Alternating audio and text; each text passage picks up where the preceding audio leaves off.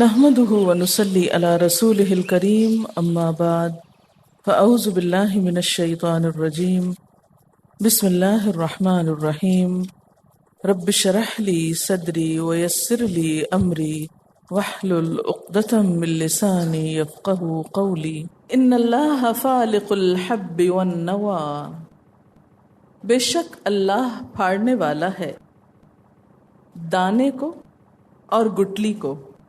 دانا جیسے گندم کا، اناج وغیرہ، اور نوا جیسے آم، کھجور کی گٹلی. یخرج الحی من المیت، وہ نکالتا ہے زندہ کو مردہ سے. حیرت انگیز بات، مردہ چیز سے زندہ نکال لیتا ہے. ومخرج المیت من الحی، اور نکالتا ہے میت کو، مردہ کو، زندہ سے. ذالکم اللہ، یہ ہے اللہ. فانا تؤفکون، تو کہاں سے تم پھیرے جاتے ہو. اللہ تعالیٰ کی یہ تخلیق ایک انوکھی تخلیق ہے جس پر کوئی اور قادر نہیں. انسان بھی کچھ چیزیں بناتا ہے، لیکن انسان جب کوئی چیز بناتا ہے تو اس کے ہر جز کو الگ الگ بناتا ہے، پھر اس کو جوڑتا ہے. مگر اللہ تعالیٰ جب ایک چیز کو بناتا ہے تو اسی جز میں سے کل نکال لیتا ہے. مثلا پنکھا کسی بیج سے نہیں بنا، بلکہ کس طرح الگ الگ ہر چیز سپیئر پارٹس بنے، پھر ان سب کو مختلف چیزوں کے ساتھ، پیچ وغیرہ کے ساتھ جوڑ دیا گیا. اس کے برعکس اگر آپ کسی درخت کو دیکھیں تو اس میں یہ کام نہیں ہوا کہ ٹہنیاں الگ بنی ہو، پتے الگ بنے ہوں، پھر اس کے ساتھ چپکا دیے گئے ہوں کسی گم وغیرہ کے ساتھ، یا سیدھے گئے ہوں. نہیں، یہ بہت بڑا فرق ہے اللہ کی تخلیق میں اور بندوں کی تخلیق میں. یہی چیز خالق کو مخلوق سے الگ کرتی ہے. اللہ تعالیٰ پھاڑنے والا ہے. اور یہ کتنی حیرت کی بات ہے نا کہ جب ایک بیج زمین میں ڈالا جاتا ہے تو واقعی وہ پھٹتا ہے، پھٹ کر اس کا کچھ حصہ زمین سے باہر آ جاتا ہے اور کچھ حصہ زمین کے اندر رہ جاتا ہے. باہر آنے والا تنا اور شاخیں اور پتے بن جاتا ہے، اندر جانے والا جڑیں بنتا ہے. ایکولی دونوں طرف چیز جا رہی ہوتی. کون بتاتا ہے اس کو کہ کیا باہر جائے اور کیا اندر رہے؟ آپ ڈیسائیڈ کرتے ہیں اس کے لیے؟ نہیں، ہم نہیں ڈیزائن بناتے. وہ ہم فیصلہ نہیں کرتے کہ اس دانے کا کتنا حصہ نیچے جائے گا اور کتنا باہر جائے گا. اندر والے کی خصوصیات کچھ اور ہیں، باہر والے کی کچھ اور ہیں. بعض پودے زمین کے اندر پھل لاتے ہیں اور بعض باہر پھل لاتے ہیں. بعض کے باہر کے حصے کھائے جاتے ہیں اور بعض کی جڑیں کھائی جاتی ہیں. یہ سب کچھ کرنے والا اللہ ہے. ان اللہ فالق الحب والنوى یخرج الحی من المیت. اور دوسری چیز، زندہ کو مردہ سے نکال لیتا ہے. زمین مری پڑی تھی، اس سے زندہ پودے نکل آئے، اور اسی طرح مردہ سے زندہ کو نکال لیتا ہے. یعنی انسان زندہ تھا اور اس سے مردہ چیز، یعنی مردہ بچہ کا مثلاً پیدا ہونا. اسی طرح مسلمان کے گھر میں کافر کا وجود، یا زندہ کو مردہ سے یعنی کفر سے اسلام کی طرف آنا. ذالکم اللہ، یہ ہے اللہ. فانا تؤفکون، تم کہاں سے پھیرے جاتے ہو. فالق الاصباح، پھاڑنے والا ہے صبح کا. وجعل اللیل سکنا، اور اس نے کیا کیا؟ رات کو باعث سکون بنایا. والشمس والقمر حسبانا، اور سورج اور چاند کو حساب کا ذریعہ بنایا. ذالک تقدیر العزیز العلیم، یہ اندازہ ہے زبردست علم والے کا، یعنی اللہ تعالی کا. فالق الاصباح، پھاڑنے والا ہے صبح کا. صبح روشنی کی لہر اٹھتی ہے جیسے کوئی چیز پھٹ کے باہر نکل رہی ہو، اور پھر وہ روشنی دوبارہ اندھیرے میں ڈوب جاتی، واپس لوٹ جاتی. جعل اللیل سکنا، اور یہی اندھیرا باعث سکون ہوتا ہے. والشمس والقمر حسبانا، اور سورج اور چاند بھی نکل آتے ہیں اپنے اپنے وقت پر، اور دونوں ہی کیا ہیں؟ حساب کا ذریعہ ہے. شمسی کیلنڈر بھی اور قمری بھی. اسلامی مہینے قمری کیلنڈر سے ہوتے ہیں اور شمسی سے دوسرا کیلنڈر. ذالک تقدیر العزیز العلیم، یہ اندازہ ہے زبردست علم والے کا کہ لاکھوں کروڑوں سال سے اس میں کوئی فرق نہیں آیا۔ سورج اپنے وقت پہ نکلتا ہے، چاند اپنی مقرر تاریخوں پر آتا ہے، مقرر جگہ سے گزرتا ہے، مخصوص روشنی دیتا ہے، مخصوص سائز کا ہوتا ہے۔ وَهُوَ الَّذِي جَعَلَ لَكُمُ النُّجُومَ، اور وہی ذات جس نے تمہارے لیے ستاروں کو بنایا، لِتَهْتَدُوا، تاکہ تم ہدایت پاؤ، بہا، ان ستاروں کے ذریعے، فی ظلمات البر والبحر، خشکی اور سمندر کے اندھیروں میں۔ ستاروں کو لوگوں نے پوجنے کی چیز بنا لیا، حالانکہ اللہ نے ان کو اپنی ذات کی معرفت کا ذریعہ بنا دیا۔ مثلا ناسا کے جو ہبل نامی خلائی ٹیلیسکوپ ہے، اس نے یہ تصویر NGC 6751 نیبیولا کی لی ہے۔ کہتے ہیں کہ یہ نیبیولا گیس کا ایک بادل ہے جو ہزاروں سال پہلے اس گرم ستارے سے نکلا جو اس کے درمیان ہے، بالکل سینٹر میں۔ ایسے ستارے اور ان کی خوبصورت رنگین روشنیاں جیسے کوئی فائر ورک ہو رہا ہو، زمین اور سمندر والوں کو خالق حقیقی کی معرفت دیتی ہیں، یعنی باقاعدہ آسمان پہ نظر آتی ہیں، اور اس دنیا کے سفر کے راستے کی رہنمائی کے ساتھ ساتھ اللہ کی ذات کی معرفت بھی دیتی ہیں کہ اتنی دور آسمان میں کوئی انسان فائر ورک نہیں کر رہا، یہ کوئی اور ہستی ہے۔ تو لتہتدوا بہا، جہاں دنیا میں راستہ بتاتے ہیں یہ ستارے، وہاں رب کی طرف بھی لے جانے کا سبب بنتے ہیں اگر انسان آنکھیں کھول کر ان کو دیکھے۔ لیکن ہم نے عموماً کیا کیا؟ ان ستاروں سے قسمتوں کے حال معلوم کرنے شروع کر دیے، حالانکہ ایسا علم نجوم سحر کا ایک حصہ ہے۔ آپ صلی اللہ علیہ وسلم نے فرمایا، من اقتبس علما من النجوم اقتبس شعبۃ من السحر زاد ما زادہ، جس نے علم نجوم کا کچھ حصہ حاصل کیا، سیکھا، تو اس نے جادو کی ایک قسم سیکھی، اور جادو سیکھنا سکھانا کیا ہے؟ کفر ہے۔ زاد ما زادہ، بڑھا لے جتنا بڑھاتا ہے، اگر زیادہ سیکھا تو زیادہ گناہ۔ تو علم نجوم قسمتوں اور تقدیر کا حال معلوم کرنے کا علم نہیں، بلکہ دراصل کیا ہے؟ رب کی معرفت کا ذریعہ، اور خشکی اور سمندر کے راستوں میں منزل کا پتہ بتانے والے۔ قد فصلنا الآیات لقوم یعلمون، ہم نے کھول کھول کے نشانیاں رکھ دی ان لوگوں کے لیے جو علم رکھتے ہوں، یعنی جو لوگ ان ستاروں کا علم رکھتے ہیں وہ ان کے ذریعے مزید اپنے رب کی معرفت پاتے ہیں۔ یہ نشانیاں علم کے ساتھ اور زیادہ وسیع ہو جاتی ہیں۔ وَهُوَ الَّذِي أَنشَأَكُم مِّن نَّفْسٍ وَاحِدَةٍ، اور وہ اللہ وہ ذات ہے جس نے پیدا کیا تم کو نفس واحدہ سے، ایک جان سے، فَمُسْتَقَرٌّ وَمُسْتَوْدَعٌ، تو رہنے کی جگہ دی اور سپرد کیے جانے کی۔ رہنے کی جگہ سے مراد دنیا ہے، اور سونپے جانے سے مراد کون سی جگہ ہے؟ قبر۔ ایک اور معنی بھی کیا گیا، مستقر کا مطلب بچے کی تخلیق کی جگہ، یعنی رحم مادر، مدرز ووم، اور مستودع صلب پدر، یعنی باپ کی پشت، جہاں وہ ایک خزانے کی شکل میں تھا اور پھر وہ ایک خاص مقرر جگہ پر لایا گیا انسان بننے کے لیے۔ تو سمپل معنی کیا ہے؟ دنیا میں رہنے کے لیے گھر، اور قبر میں ٹھکانا، یا پھر رحم مادر اور صلب پدر۔ قد فصلنا الآیات لقوم یفقہون، ہم نے کھول کے بیان کی ہیں نشانیاں ان لوگوں کے لیے جو بات سمجھتے ہوں۔ سمجھدار لوگ ان نشانیوں، ان آیات سے فائدہ اٹھاتے ہیں۔ وَهُوَ الَّذِي أَنزَلَ مِنَ السَّمَاءِ مَاءً، اور وہ اللہ وہ ذات ہے جس نے آسمان سے پانی اتارا۔ فَأَخْرَجْنَا بِهِ نَبَاتَ كُلِّ شَيْءٍ، پھر ہم نے اس کے ذریعے ہر چیز کی نباتات اگا دی، یعنی پانی سے سب کچھ اگاتا ہے۔ فَأَخْرَجْنَا مِنْهُ خَضِرًا، اسی پانی کے ذریعے ہم نے سبزہ نکالا۔ نُخْرِجُ مِنْهُ، اس سبزے سے ہم نکالتے ہیں، حبًّا، دانے، متراکبہ، ایک پر ایک چڑھے ہوئے۔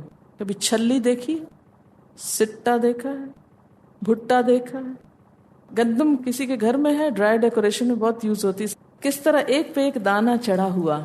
انار دیکھیں، بہترین مثال، کس طرح جڑے ہوئے ایک کے ساتھ ایک۔ اور کوئی نہیں، کینوں کو بھی کھول کے آپ دیکھیں تو اس کے اندر بھی چھوٹے چھوٹے سیکس پیک کیے ہوئے ہیں، ایک ایک ڈراپ پیک کر کے دیا گیا آپ کو۔ حبًّا متراکبہ، ایک پہ ایک چڑھا ہوا، یعنی ایک دوسرے کے ساتھ اچھی طرح سمٹے ہوئے۔ آپ دیکھیں نا، کبھی قریب سے دیکھیں تو ایک کے اندر سے ایک نکل رہا ہے، ایک کے اوپر سے ایک پھوٹ رہا ہے.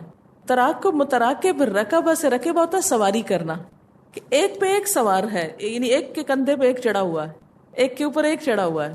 وَمِنَ النَّخْلِ اور کھجور میں سے، مِن طَلْعِهَا اس کے خوشے میں سے، یعنی کھجور کا خوشہ، قنوان اس میں گچھے ہیں، دانیتن جھکے ہوئے، لٹکے ہوئے.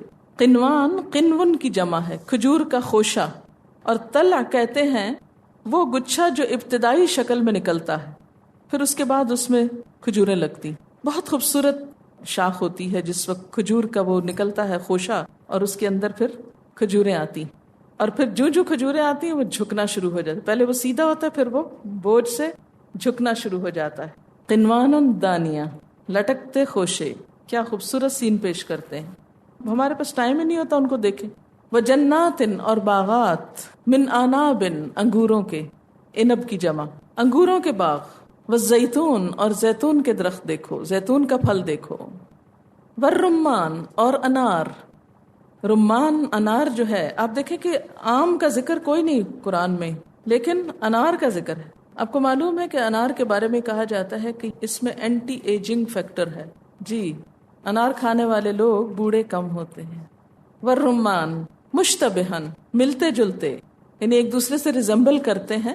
وغیر متشابہ اور نہ ملتے جلتے. اب دیکھیں کہ زیتون اور انگور کے سائز ملتے جلتے ہوتے ہیں بعض اوقات. کلر میں بھی آپ نے کبھی براؤن زیتون کھایا ہے، وہ جو ڈارک پرپل کلر کا ہوتا ہے، تو بعض اوقات وہ رکھا ہو دور تو یوں لگتا ہے جیسے انگور پڑے ہیں. اور بعض اوقات یہ ہے کہ کچا سبز انگور بھی اور کچے سبز زیتون بھی، یا پکے بھی ایون، وہ بھی ملتے جلتے ہیں. اب دیکھیں کہ بظاہر ملتے جلتے ہیں شکل میں، سائز میں، لیکن ٹیسٹ میں، ذائقے میں، تاثیر میں بالکل مختلف چیز. اور اسی طرح انار بھی مشتبہن وغیر متشابہ، بعض اوقات ملتے ہیں، بعض اوقات نہیں متشابہ ہوتے. اچھا، متشابہ ایک ہوتا ہے نا شبہ پڑ جانا، یہ اس معنی میں بھی آتا ہے. مثلا آپ ایک چیز چن کے پھر رکھ جائیں، اسی کے اندر دوبارہ ڈھونڈنا مشکل ہو جائے گا، کیونکہ ان کی شکلیں بہت ملتی جلتی بھی ہوتی. اگر آپ اوپر سے زیتون کے ڈھیر میں ایک زیتون کا دانہ پھینکیں اور پھر سوچیں کہ کون سا پھینکا تھا، آپ پہچان نہیں سکتے، اتنے ریزمبل کرتے ہیں ایک دوسرے سے، الا یہ کہ ڈفرنٹ کلر ہو. فرمایا انظروا دیکھو، انظروا الی ثمرہ دیکھو اس کا پھل، دیکھو اذا اثمر جب وہ پھل لائیں. ان درختوں کے جب پھل آتے ہیں اس وقت دیکھا کرو. ہمارے تو گھر کے سین میں لگے ہوں تو ہم نہ دیکھیں، ٹائم ہی نہیں ہے، بہت مصروفیت. ان کو دیکھنا بھی عبادت ہے، کیونکہ یہ بھی اللہ کی محبت دیتے ہیں، اللہ کی پہچان دیتے ہیں، اس کی قدرت کا پتہ بتاتے ہیں. صحیح معنوں میں اللہ پہ پیار آتا ہے. ایسی خوبصورت ان یوزول چیزیں، کیونکہ یہ بہت تھوڑے دنوں کے لیے ہوتے ہیں نا، تو فوراً ان کی شکل بدل جاتی. اسی لیے فرمایا جب پھل آتا ہے اس وقت دیکھا کرو. وَيَنْعِهِ اور پھر کب دیکھا کرو؟ جب پک جاتا ہے، اس کا پکنا دیکھو کہ کیا تھا کیا ہو گیا. اور یقیناً پکے ہوئے پھلوں کو باغ میں دیکھنا ہمیشہ ایک خوشگوار منظر دیتا. کسی بھی ایسے باغ میں جانا ایک پرلطف کام ہوتا ہے جہاں پھل پکا ہوا لٹک رہا ہو. انسان کی للچائی ہوئی نظریں دوسروں کے آم کے درختوں پر پڑتی رہتی ہیں. جب کسی درخت کا پھل پک جاتا ہے تو سب اسے کھاتے ہیں، مگر کوئی درخت اپنا پھل خود نہیں کھاتا، مگر انسان اپنے اعمال کا پھل اور بدلہ خود کھائے گا. فرق ہے نا ہم میں اور پودوں میں. پودے صرف ہم کو دیتے ہیں، بیچارے دیتے چلے جاتے ہیں، لیکن ہم جو کچھ کریں گے وہ ہم ہی کو ملے گا. اگر نہ ملے تو انسان بہت شکوہ کرتا ہے.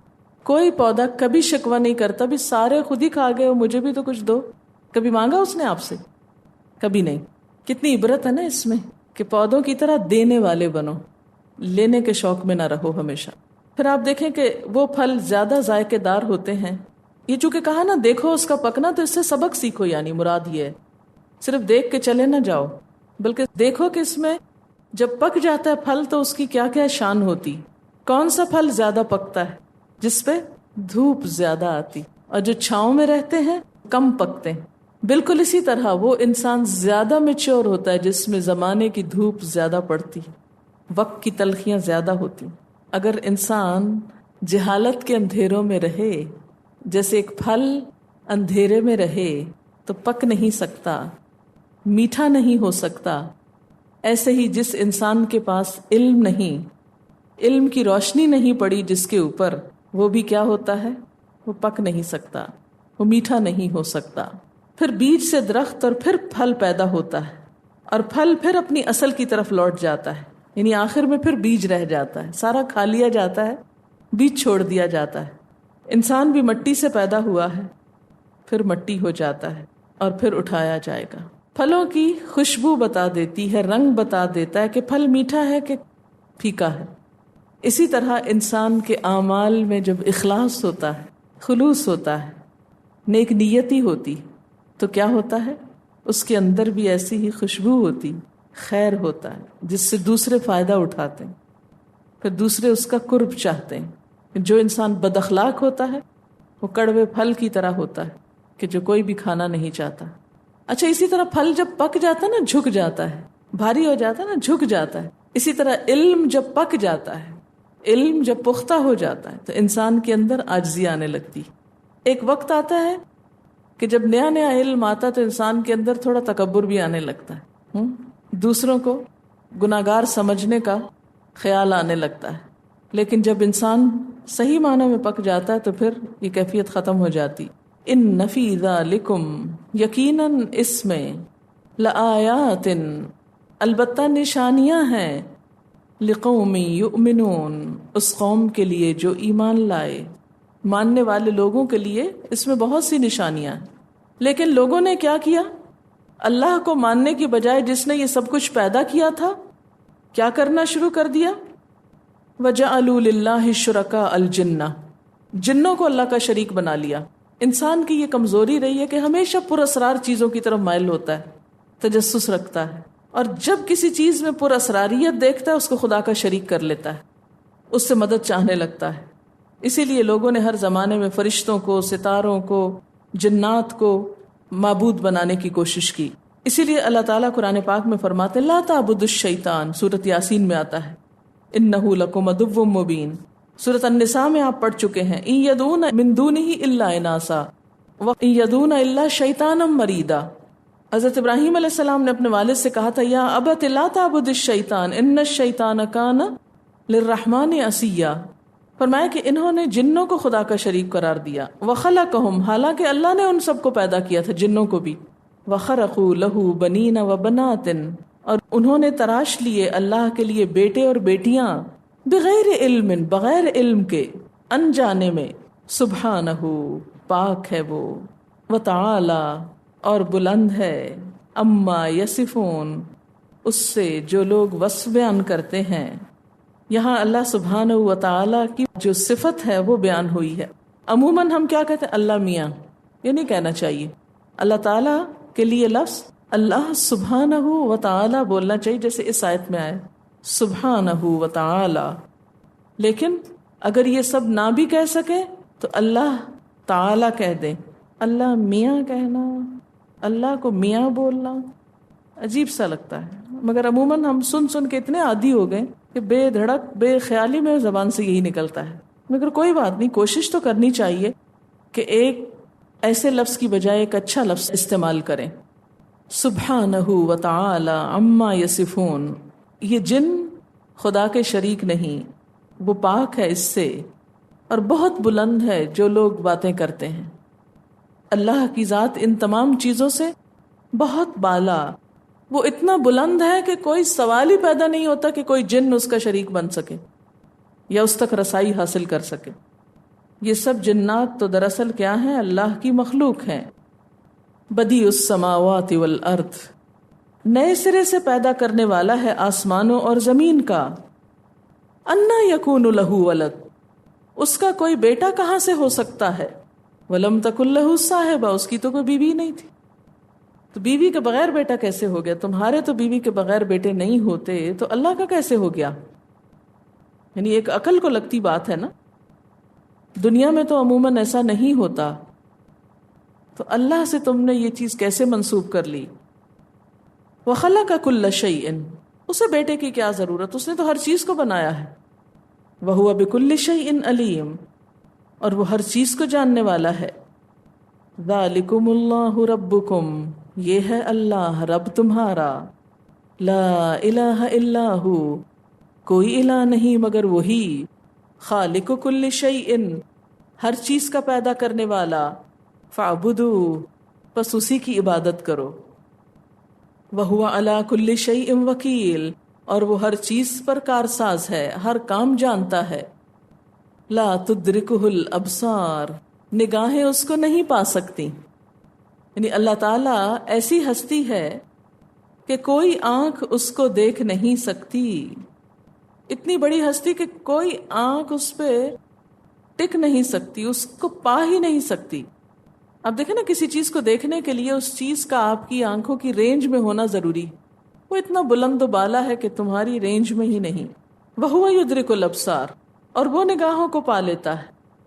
قرآن پاک میں آتا ہے نا، لَيْسَ كَمِثْلِهِ شَيْءٌ، اس جیسی کوئی چیز ہی نہیں. وَلَمْ يَكُنْ لَهُ كُفُوًا أَحَدٌ، اور نہ کوئی اس کا ہمسر ہے. لیکن ہمارے بارے میں وہ خوب جانتا ہے، ہم سے پوری طرح باخبر ہے. وَهُوَ اللَّطِيفُ الْخَبِيرُ، اور وہ باریک بین بھی ہے، باخبر بھی ہے. یہ جو آیت ہے کہ نگاہیں اس کو نہیں پا سکتی، لا تدرکہ الابصار، تو اس کا مطلب کیا ہے کہ کوئی آنکھ اس قابل نہیں کہ اللہ تعالیٰ کو دیکھ سکے. تو پھر یہ کیسے ہوگا کہ قیامت کے دن انسان اللہ تعالیٰ کو دیکھ پائے گا؟ اس دن انسان کی قوتیں بھی بہت بڑھ جائیں گی. مثلا قرآن پاک میں آتا ہے کہ جنت میں بیٹھے ہوئے لوگ جہنم کی اتھاہ گہرائیوں والوں کو دیکھ لیں گے، جو آج ممکن نہیں ہوتا. قیامت کا دن بھی بڑا، وہاں کی سزا بھی بڑی، وہاں کی جزا بھی بڑی، وہاں انسان کے سینسز بھی یہاں سے کئی گنا زیادہ، یعنی پاور جو ہے انسان کے سینسز کی وہ بھی بہت زیادہ ہو جائے گی. نہ صرف یہ کہ سائز بڑا ہوگا، جسمانی سائز، بلکہ اس کے علاوہ اور کیا بڑا ہوگا؟ نگاہوں کی طاقت، اس کی رینج بھی، سب کچھ.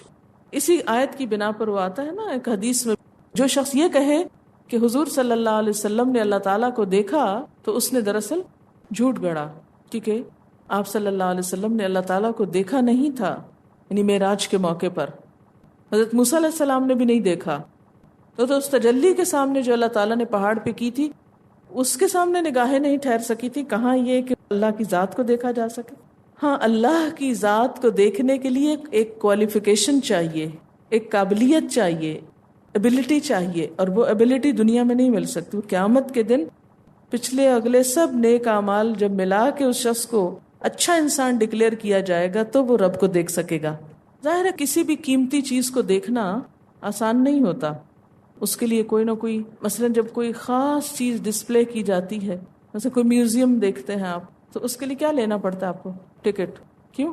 کیا آپ کا حق نہیں ہے کہ آپ اللہ کی قدرت کی چیزیں دیکھیں پرانی؟ کیوں ٹکٹ دیتے ہیں؟ قیمتی چیز ہے نا، ان یوزول ہے. لیکن عورت نے اپنے آپ کو کتنا سستا کر دیا ہے، جو چاہے دیکھے ہم کو. ہم کھلے عام بازار میں چلتے جائیں باریک کپڑے پہن کے، اور مردوں کی تیز نگاہیں دیکھتی چلی جائیں. اللہ کی ذات بہت قیمتی ذات ہے، وہ معمولی چیز نہیں کہ ہر کوئی اس کو دیکھ لے. اللہ نے اپنی یہی چیز عورت کے لیے بھی پسند کی کہ وہ بھی بہت خوبصورت چیز ہے، وہ بھی بہت قیمتی چیز ہے، وہ بھی کوئی سستا سودا نہیں کہ جو چاہے اس سے فائدہ اٹھا لے، اپنی خواہشات پوری کر لے، اپنی نظروں کو تسکین دے لے. قد جاءکم بصائر من ربکم، تحقیق آ چکی تمہارے پاس کھلی دلیلیں، ظاہر نصیحتیں تمہارے رب کی طرف سے. تمہارے رب کی طرف سے کھلے کھلے دلائل. بصیرت کی جمع ہے بصائر. بصیرت کا معنی ہے عقل، سمجھ، عبرت، دلیل، حجت، روح، یہ سب معنی. جسم کے لیے بصر ہوتی ہے اور روح کو دیکھنے کے لیے بصیرت ہوتی، دل کی روشنی مراد. اور یہاں مراد کیا ہے کہ قرآن کے وہ دلائل جو جگہ جگہ اللہ تعالیٰ نے بیان کیے. قد جاءکم بصائر من ربکم، تمہارے پاس تمہارے رب کی طرف سے کھلی کھلی دلیلیں آ چکی ہیں. یعنی وہ دلائل آ چکے ہیں جن کے ذریعے ہدایت کا راستہ مل جاتا ہے. اچھا انگریزی کا بھی ایک محاورہ ہے نا، eyes are the windows of the soul. دل میں جو کچھ ہوتا ہے وہ کہاں سے نظر آتا ہے؟ نفرتیں، محبتیں، چاہتیں، سب نگاہوں سے. تو اسی طرح نگاہ ہی ایسی چیز ہے کہ جو اندر کے معنی دیکھتی. فمن ابصر، تو جو دیکھ لے ان نگاہوں کو، دل کی نگاہوں کو استعمال کر کے، فلنفسہ، تو اس کی اپنی ذات کے لیے ہے اس کا دیکھنا، اسی کو فائدہ مند ہوگا. ومن عمیہ، اور جو اندھا بنے، فعلیہا، تو اسی کی ذمہ داری، یعنی جو اللہ کے احکامات کو سمجھ لے اس کا اپنا فائدہ، اور جو نہ سمجھے اس کا اپنا نقصان. وما انا علیکم بحفیظ، اور میں تم پر کچھ نگران نہیں ہوں، میرا کام تو صرف پہنچانا ہے، نگرانی تو اللہ کر رہا ہے. کون مانتا اور کون نہیں مانتا، کون احکام جان کر بھی نظر انداز کرتا ہے. وَكَذَلِكَ نُصَرِّفُ الْآيَاتِ، اور اسی طرح ہم پھیر پھیر کے بیان کرتے ہیں آیات، یعنی بار بار سمجھاتے ہیں ایک بات. وَلِيَقُولُوا، اور تاکہ وہ کہیں درستہ کہ تم پڑھ کر آئے ہو. ہم اپنی آیات کو بار بار مختلف طریقوں سے بیان کرتے ہیں، اور اس لیے کرتے ہیں کہ یہ لوگ کہیں کہ تم کسی سے پڑھ آئے ہو. وَلِنُبَيِّنَهُ لِقَوْمٍ يَعْلَمُونَ، اور تاکہ ہم اس کو بیان کریں ان لوگوں کے لیے جو علم رکھتے ہوں. بار بار اللہ تعالیٰ آیات کیوں بیان کرتے ہیں؟ کیونکہ کچھ لوگ تو محض حجت بازی کرتے ہیں اور کچھ حقیقت کو سمجھ کر مان جاتے ہیں. اگر ایک دفعہ بات سمجھ میں نہیں آئی تو دوسری دفعہ سمجھ جاتے ہیں. اتبع، آپ پیروی کیجئے. اتبع، پیروی کیجئے. کس چیز کی پیروی؟ ما اوحی الیک من ربک، جو وحی کیا گیا ہے آپ کی طرف، آپ کے رب کی طرف سے. کیا وحی کیا گیا؟ قرآن. یہ قرآن کس لیے آیا ہے؟ تاکہ اس کی پیروی کی جائے، اس کی بات مانی جائے. جو لوگ دعوت حق کا انکار کرتے ہیں وہ اپنے انکار کو برحق ثابت کرنے کے لیے طرح طرح کی باتیں نکالتے ہیں.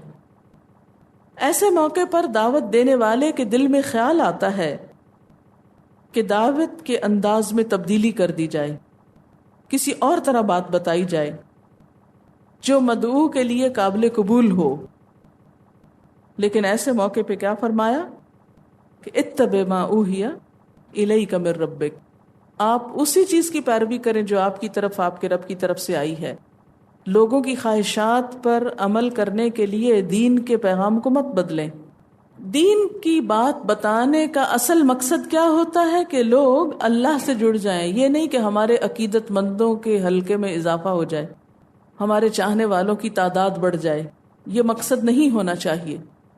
لا الہ الا ہو، اس کے سوا کوئی الہ نہیں. وَأَعْرِضْ عَنِ الْمُشْرِكِينَ، اور مشرکین سے اعراض برتیے. عارض سے مراد کیا ہے؟ منہ موڑ لیجئے. کب؟ جب وہ حجت بازی کریں. وَلَوْ شَاءَ اللَّهُ مَا أَشْرَكُوا، اگر اللہ چاہتا تو وہ شرک نہ کرتے، یعنی اللہ تعالیٰ چاہتا تو زبردستی ان کو حق کی طرف پھیر دیتے. وَمَا جَعَلْنَاكَ عَلَيْهِمْ حَفِيظًا، اور ہم نے آپ کو ان پر نگہبان نہیں بنایا، نگران نہیں بنایا. اگر آپ زبردستی لوگوں کو ایمان کی طرف لا سکتے ہوتے تو کوئی شخص بھی کافر نہ رہتا. وَمَا جَعَلْنَاكَ عَلَيْهِمْ حَفِيظًا وَمَا أَنْتَ عَلَيْهِمْ بِوَكِيلٍ، اور آپ ان پر نگران بھی نہیں. وآخر دعوانا ان الحمد للہ رب العالمین. سبحانک اللہم وبحمدک نشہد ان لا الہ الا انت نستغفرک ونتوب الیک. السلام علیکم ورحمۃ اللہ وبرکاتہ.